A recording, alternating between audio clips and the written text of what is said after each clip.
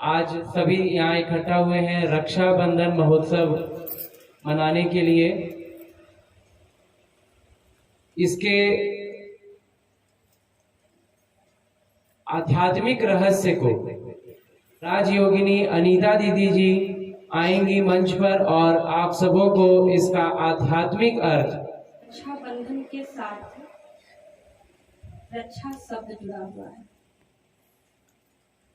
ऐसे तो बंधन किसी को भी अच्छा नहीं लगता है कि अगर सोने की जंजीरों में भी किसी को बांध के रखा जाए तो ऐसा कौन होगा जो खुश होगा कि भाई मेरे को तो सोने के सिक्कड़ में बांधा गया है तो ये सोना का है कह के खुश हो जाएंगे। जो सोने की जंजीर है तो हम सभी कहते हैं रक्षा बंधन, तो ये बंधन किसी को भी प्यारा नहीं लगता। लेकिन जहाँ रक्षा बंधन मनाया जाता है इसमें रक्षा और बंधन दो शब्द जुड़ा हुआ है। दुनिया का कोई भी बंधन हमें सुकून नहीं देती, लेकिन एक बंधन ऐसा है जो हमें सुकून देती है, सुख का अनुभव कराती है, शांति का अनुभव कराती है। वो कौन सा बंधन है? परमात्मा बंधन। शिव परमात्मा जब इस धरा पर आते हैं तब सभी मनुष्य मात्र की रक्षा करते हैं। अगर सिर्फ भाई बहनों की रक्षा की बात हो तो आप देखेंगे कि बहन कहाँ रहती है और भाई कहाँ रहता है। तो क्या जब भी कभी कोई विपत्ति आती है तो भाई उतना दूर में, किसी का भाई विदेश में है और बहन दूसरे जगह पर है, तो क्या वो भाई उसकी रक्षा कर पाएगा? कर पाएगा? कभी नहीं कर सकता। और अगर ऐसा होता तो आज हम न्यूज़पेपर में जो देखते हैं कितनी छोटी छोटी बच्चियों के साथ दुष्कर्म होता है, तो फिर उनकी रक्षा क्यों नहीं होती? क्यों नहीं होता? कोई ऐसा पुरुष क्यों नहीं रक्षा करता? सोचिए एक बार। तो आज रक्षा की आवश्यकता हर नारी को भी है और हर पुरुष को भी है। अगर एक बहन की रक्षा के लिए भाई की आवश्यकता है तो उस भाई की रक्षा फिर कौन करेगा? बताइए, उस भाई की रक्षा कौन कर सकता है? तो एक परमात्मा ही है जो सभी आत्माओं की रक्षा करते हैं, चाहे वो स्त्री हो या पुरुष हो। आप सभी इतने दिनों से कोई जो भी क्लास कर रहे हैं इतना तो जानते होंगे। अभी आप दीदी जी से भी सुने आत्मा के विषय में, वो आपका सत्य परिचय है। तो आत्मा तो ना स्त्री होती है ना पुरुष होती है। वो तो जब चोले पे आती है, चोला धारण करती है, तब वो स्त्री अथवा पुरुष कहलाता है। तो शिव परमात्मा इस धरती पर आकर के जब सभी मनुष्यों को दुख और अशांति से छुड़ाने के लिए पवित्रता की राखी बांधते हैं। अब राखी है क्या? राखी में आप देखेंगे बहुत सारी सजावटें होती है। अभी तो बहुत सिंपल भी होती है, पर बहुत पहले भी उस राखी में तरह तरह के अभी भी है, चित्रकारी किया हुआ रहता है, अनेक तरह के रंगों से भरा रहता है ना। 7 रंगों की भी राखी होती है। तो इन राखी का महत्व ही है कि परमात्मा इस धरती पर आकर के हमें सद्गुणों से भरपूर करते हैं, हमारे अंदर सद्गुणों को भरते हैं। वो सद्गुण कौन सा है? वो हमारे 7 गुण हैं जो हर आत्मा को चाहिए। ऐसा कोई होगा जिसको सुख नहीं चाहिए?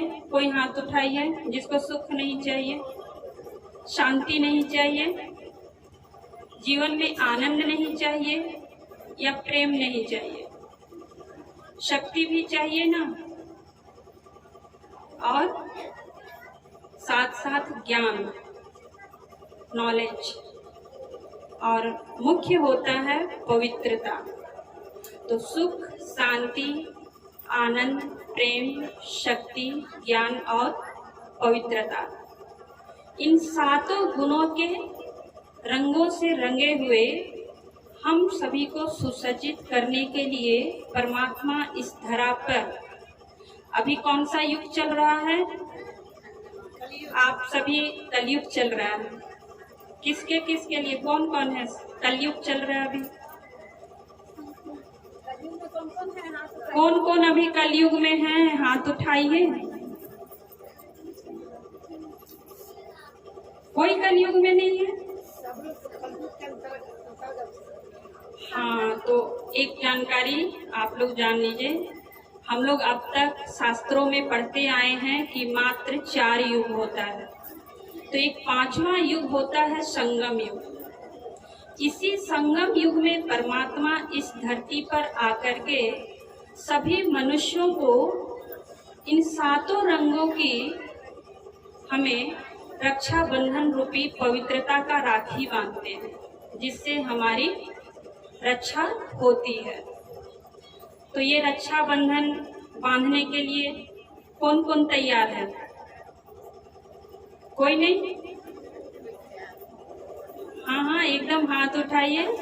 परमात्मा के बंधन में बंधने के लिए कौन कौन तैयार है? नहीं चाहिए आप लोग को कुछ अच्छा? नहीं चाहिए?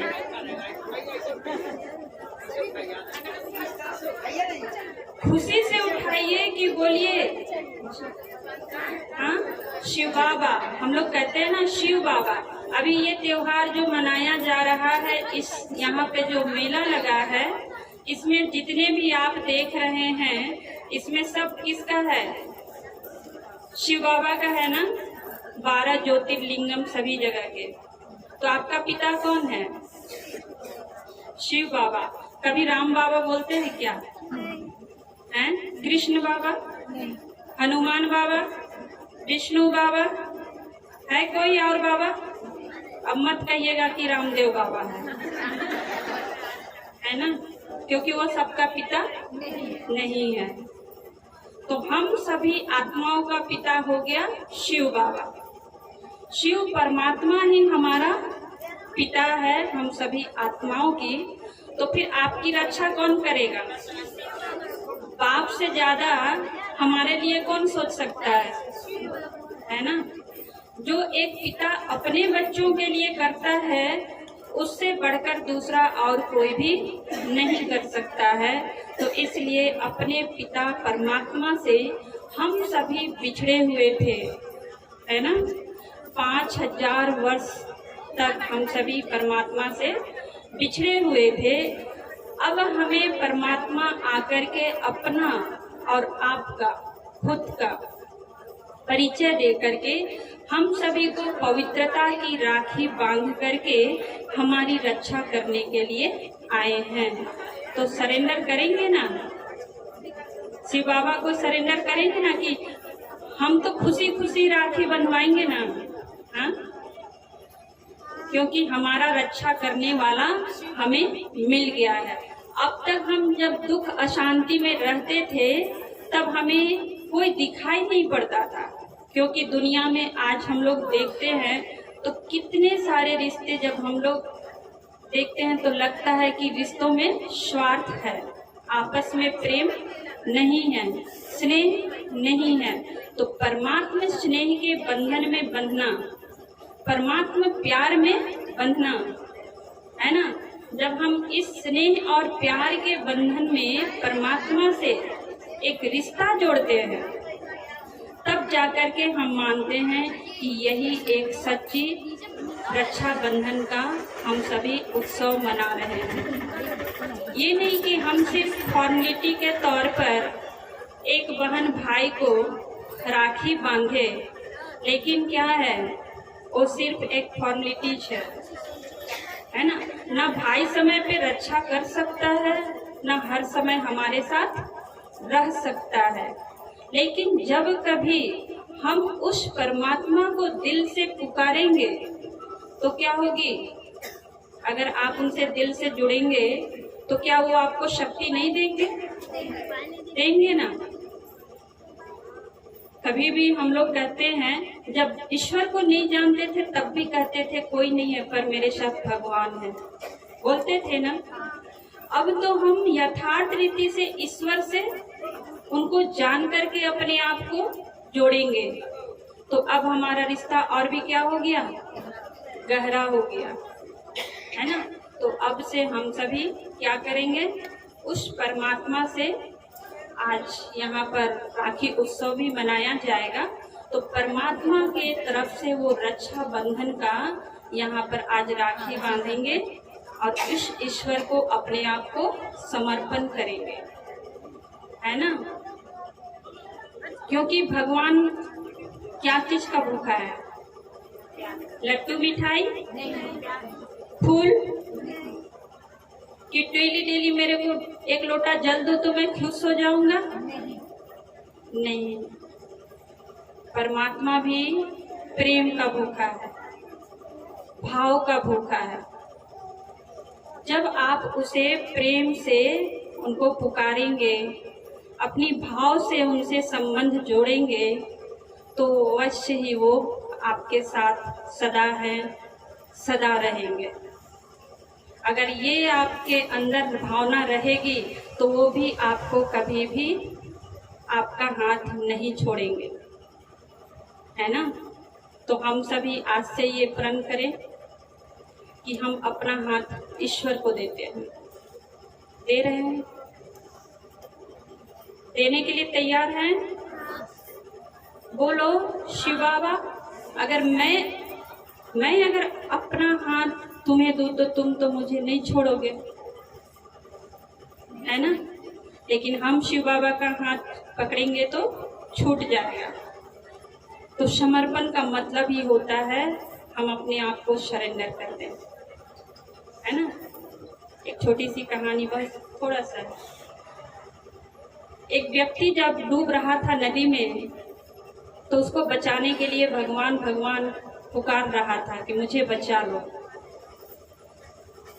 तो ईश्वर ने कहा कि ठीक है, तुम मुझे अपना एक हाथ दो, मैं तुम्हें यहाँ से बाहर निकालूंगा। तो कहता है, मैं क्यों दूं अपना हाथ, तुम अपना हाथ बढ़ाओ। अब बताइए क्या उसकी रक्षा हो पाएगी? नहीं, पहले आप सरेंडर करो, है ना। ईश्वर तो आपको लेने के लिए तैयार है, तो पहले हमें समर्पण करना है, वो सदा ही हमारे लिए तैयार है।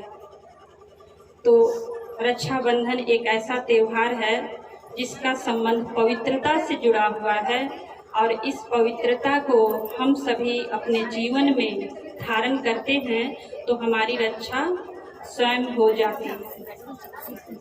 पवित्रता का मतलब ये नहीं कि हमें शुद्ध केवल रहना है, हमारा खान पान, हमारा रहन सहन, जो परमात्मा शिव पवित्रता के सागर हैं, उनसे जुड़ने के लिए हम सभी पूजा पाठ करते हैं। उस दिन कैसे रहते हैं? पवित्रता को धारण करते हैं, शुद्ध आहार करते हैं, शुद्ध वस्त्र पहनते हैं। तो अपने अंदर में शुद्धता को लाना, जब हम अपने अंदर की बुराइयों को उस परमात्मा शक्ति से दूर करते हैं तो हमारे अंदर वो सारी सद्गुण अपने आप आने लगते हैं। अब तक हम उन बुराइयों को इसलिए नहीं छोड़ पाए थे क्योंकि हम परमात्मा से यथार्थ रीति जुड़े हुए नहीं थे। क्योंकि जब तक परमात्मा से यथार्थ रीति नहीं जुड़ेंगे हमें शक्ति नहीं मिलेगी, है ना।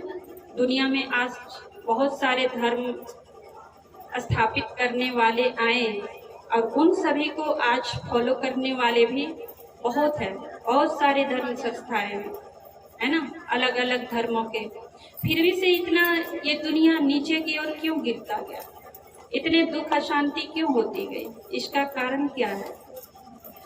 इतने मंदिर हैं, लोग इतना पूजा करते हैं, सुबह शाम सब कुछ करते हैं, लेकिन फिर भी से मन अशांत है।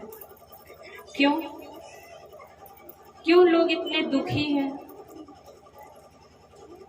कारण यही है कि अब तक हर कोई उस धर्म पिता से जुड़े हुए थे, लेकिन उस परमात्मा से नहीं जुड़े हुए थे, जहाँ से हमें पावर मिलता है, शक्ति मिलता है। परमात्मा सुप्रीम पावर है ना? उनसे ज्यादा पावरफुल, शक्तिशाली, सर्वशक्तिमान कोई भी नहीं है।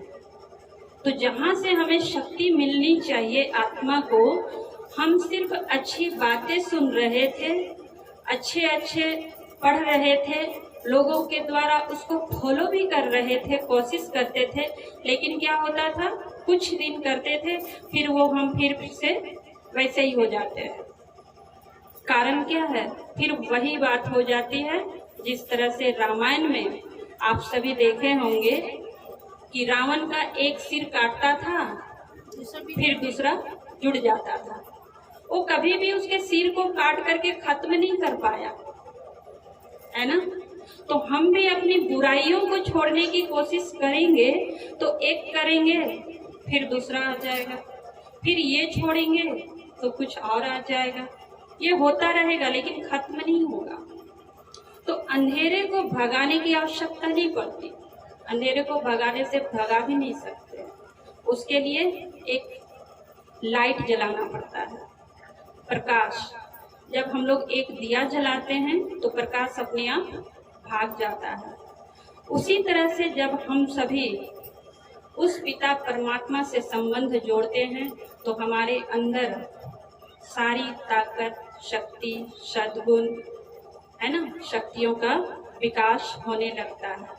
इसलिए जब हम स्वयं को आत्मा समझ करके उस पिता परमात्मा को याद करते हैं तो हमारे अंदर वो शक्तियाँ आती हैं और वो हमारी रक्षा करती हैं। ये शक्तियाँ ही हमारी रक्षा करती हैं। हम सभी जेल में भी सेवा करने गए हैं, जहाँ 15-16 साल के लड़के भी वहाँ पे उस जेल में हैं। तो हमने पूछा था कि आप इतनी छोटी उम्र में कैसे आ गए इस तरह से? तो बोले कि गुस्सा कंट्रोल नहीं हुआ। हमने कहा अब कैसा लग रहा है? बोला पछता रहा हूँ, थोड़ा सा गुस्सा कंट्रोल कर लेते तो आज ये दिन देखना नहीं पड़ता। तो ये क्रोध क्या है? अच्छी चीज है या बुरी चीज है? कितने ऐसे लोग होते हैं जो आत्महत्या कर लेते हैं, कितनी देर के लिए? थोड़ी देर के लिए। आसमान पे गुस्सा होता है, उतने ही देर में वो अपना अहित करते हैं। अगर उस थोड़ी देर स्वयं को कंट्रोल कर ले, उसमें अगर पॉजिटिव सोचने के थॉट्स आ जाए, उनके विचार, तो वो शक्ति भी होगी जो भगवान देगा, है ना? तो हमें ज्ञान और योग दोनों को अपने जीवन में अपनाने से सारे जीवन का बैलेंस हमारा सुचारू रूप से चलने लगता है। तो यही है हम सभी की रक्षा करने वाला परमात्मा के बंधन में बंधना, स्वयं को समर्पित करना और स्नेह भाव से, है ना, उस पिता परमात्मा पर भरोसा करना। क्योंकि जब तक उस पिता परमात्मा पर भरोसा नहीं करेंगे तो वो भी हमारी रक्षा कैसे करेंगे? तो हम सभी सरेंडर करें उस पिता परमात्मा को, स्वयं को और अपने आप को सुरक्षित कर ले, तो फिर हमारी रक्षा वो हमेशा ही करते रहेंगे। ठीक है, ओम शांति। आखी के आध्यात्मिक रहस्य को समझने के लिए एक छोटी सी नाटिका द्वारा आप समूह के समक्ष प्रस्तुत किया जाएगा, जिसमें सहयोग कर रही हैं अंकिता माता, तनुजा बहन, पीहू बहन, शिवानी बहन और कनिष्ठ भाई।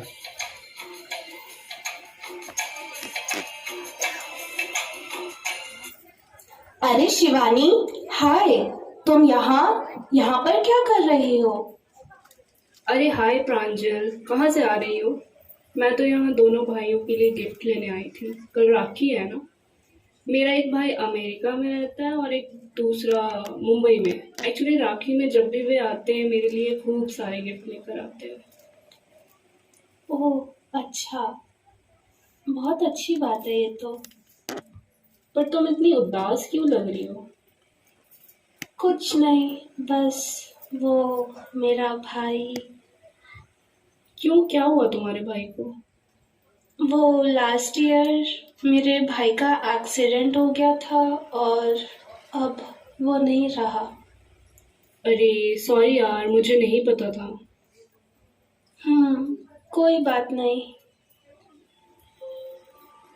कुछ समय बाद उदास होकर प्रांजल अपने घर लौटी।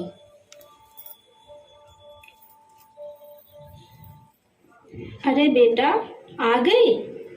क्या बात है, बहुत उदास लग रही हो? कुछ नहीं माँ, बस भाई की याद आ गई। ओह अच्छा, पर इसमें उदास होने की क्या बात है? चलो मैं तुम्हें एक जगह लेके चलती हूँ, वहाँ तुम्हें बहुत अच्छा लगेगा। चलो मेरे साथ। भाई के गम में डूबी थी वो बड़ी उदास। भाई के गम में डूबी थी वो बड़ी उदास।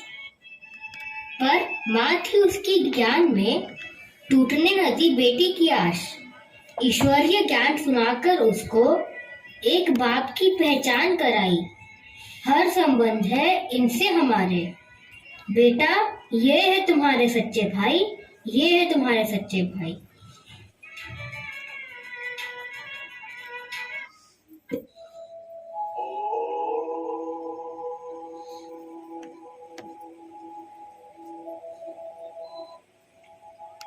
बेटा, तुम्हारे भाई के जाने के बाद मैंने शिव को ही अपना बेटा माना है, तो इस नाते से यह तुम्हारे भाई हो गए ना।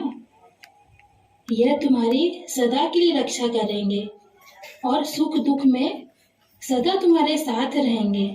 तुम कल इन्हें ही राखी बांधना।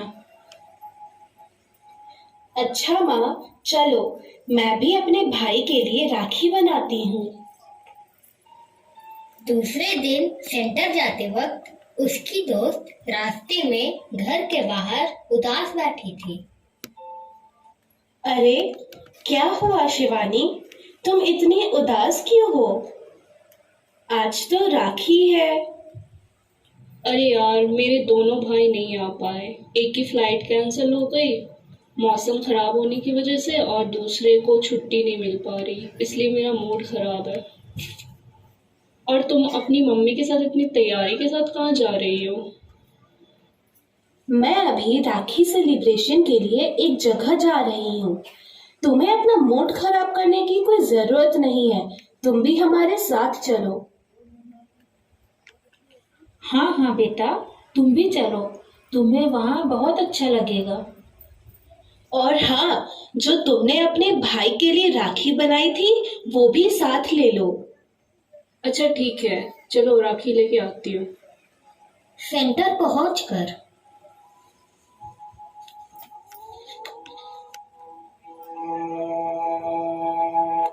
आओ आओ मीठी बहन। अरे वाह, आपने तो बहुत सुंदर राखी बनाई है। आओ, मैं तुम्हें राखी के त्योहार का महत्व बताती हूँ।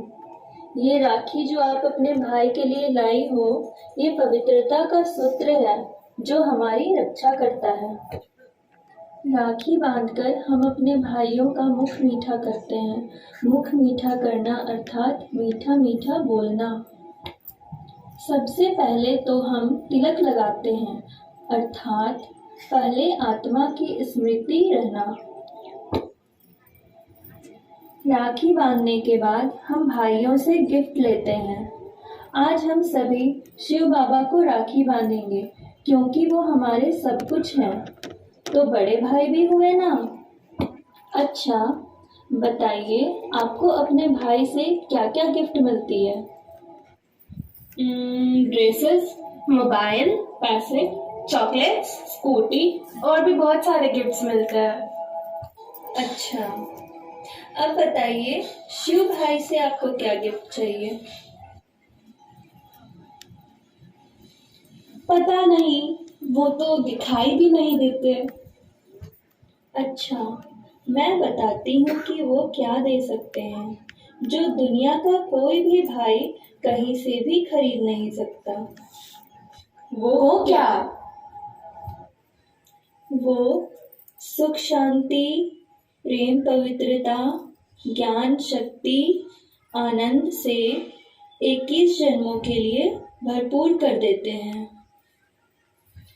और इतना ही नहीं, काम, क्रोध, लोभ, मोह और अहंकार रूपी 5 भूतों से सदा के लिए हमारी रक्षा का वचन भी देते हैं। साथ ही अष्ट शक्तियां भी प्रदान करते हैं और सबसे बड़ी बात, उस भाई का सदा के लिए हमें साथ मिल जाता है। ये है सच्ची सच्ची राखी का महत्व। तो आओ, तुम दोनों भी अपने भाई को राखी बांधो और सदा के लिए उस प्यारे भाई का साथ मांग लो।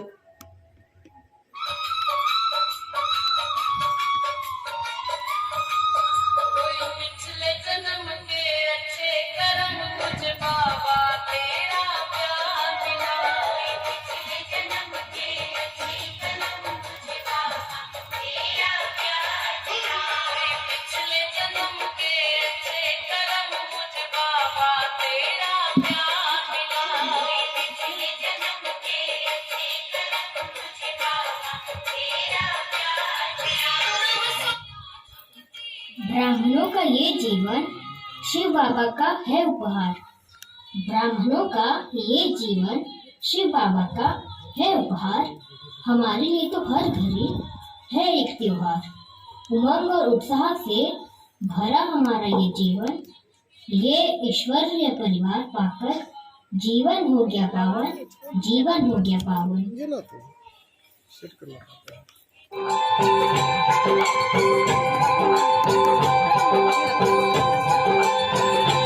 परमपिता शिव देती सच्ची राखी की पहचान, पवित्रता की राखी बांधो करो जगत का कल्याण। परमपिता शिव देती सच्ची राखी की पहचान, पवित्रता की राखी बांधो करो जगत का कल्याण।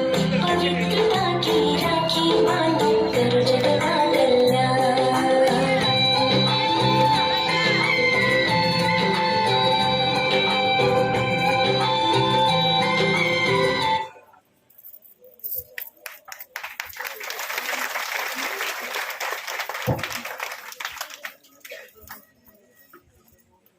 ओम शांति। इस छोटी सी नाटिका द्वारा आप सबों को परमात्मा शिव बाबा से रक्षा सूत्र का बहुत ही सुंदर अनुभव और बहुत ही सरल तरीके से बताया गया। इसका और रक्षाबंधन के त्योहार में और भी जो छोटी छोटी बातें होती हैं, जो रस्म रिवाज हैं, उनको और ज़्यादा स्पष्ट करने के लिए मैं आमंत्रित करूंगा पंडराई सेंटर की राजयोगिनी दीदी सीमा दीदी का। ओम शांति। ओम शांति। आप सभी रक्षाबंधन के रहस्य को अभी अभी अनीता दीदी जी के द्वारा भी सुना और नाटक के माध्यम से भी जाने, तो आप सभी रहस्य को समझें।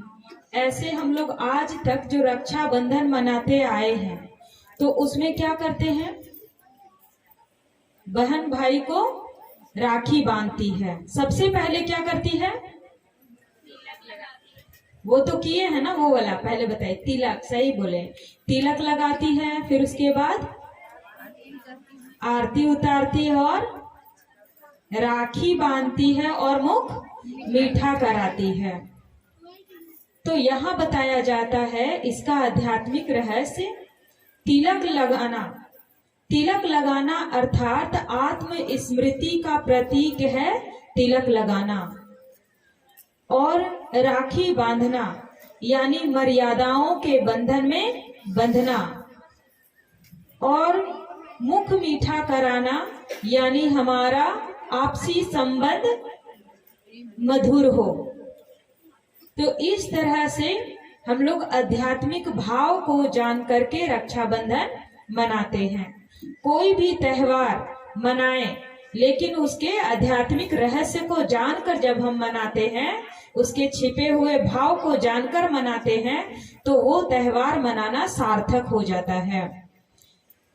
तो आप सभी ने सुना कि रक्षाबंधन नाम सुन के ही क्या लग रहा है? रक्षा के बंधन में बंधना ही रक्षाबंधन है। तो इस समय किसको किससे रक्षा की जरूरत है? किससे किसको रक्षा की जरूरत है?